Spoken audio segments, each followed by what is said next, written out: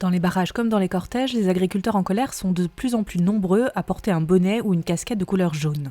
Nous avons voulu savoir pourquoi.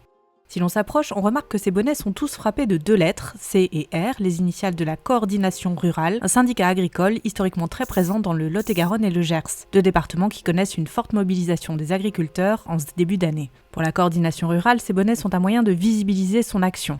Un moyen qui n'est pas nouveau. Sur ces images de 2017, lors d'une manifestation contre la hausse du prix du blé, on reconnaît les mêmes casquettes. Ce qui est nouveau, c'est la connotation qu'elle donne au mouvement des agriculteurs. On se souvient qu'en 2018, le mouvement des Gilets jaunes avait démarré également par des blocages de routes, en protestation contre l'augmentation du prix des carburants. Les bonnets jaunes font aussi penser aux bonnets rouges qui avaient fleuri en Bretagne en octobre 2013 en réaction à la taxe poids lourd.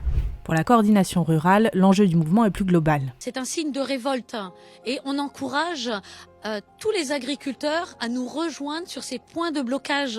Si ce combat n'aboutit pas à un recentrage vers de l'agriculture familiale, de l'agriculture qui est transmissible et que les mesures ne sont pas prises dans ce sens, alors demain nous irons vers une agriculture industrialisée, financiarisée.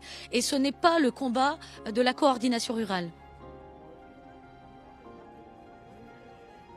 Montez dans la mine des sauver, quand la Italie, camarades.